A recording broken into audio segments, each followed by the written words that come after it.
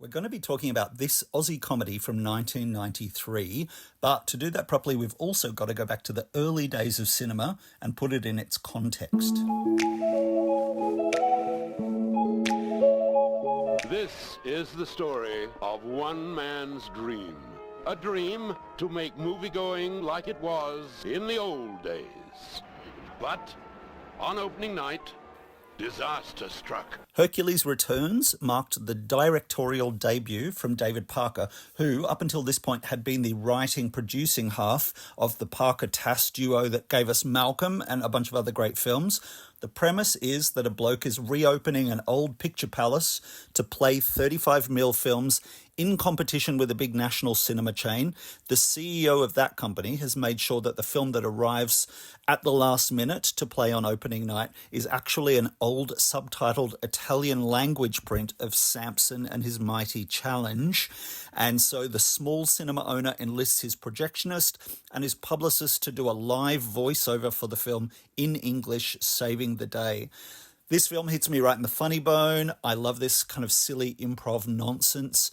The film was created to try and capture the funny and buzzy phenomenon that improv comedians Des Mangan and Sally Patience had turned into a business in the 80s and 90s, doing film nights at places like Melbourne's Astor Cinema, live improv voiceovers to really atrocious B movies. It made lots of money. People loved it.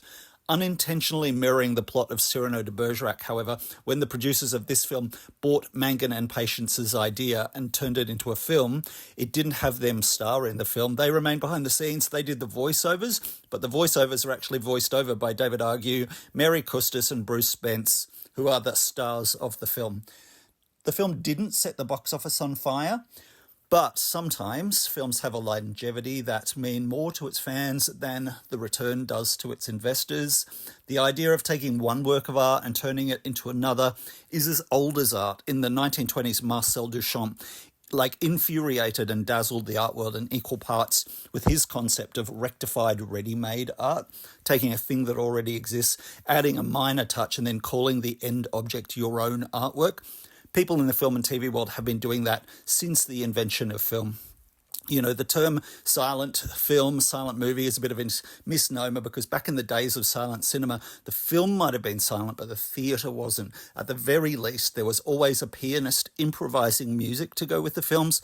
Sometimes the theatre owner would pay actors to come out and say some of the dialogue or to make sound effects and kind of bring the film out in the audience. And I'm sure you get my point here that I'm practically describing the plot of Hercules Returns. This is actually a whole subgenre of film and TV. You might have seen Mystery Science Theatre TV show that overdubs B movies.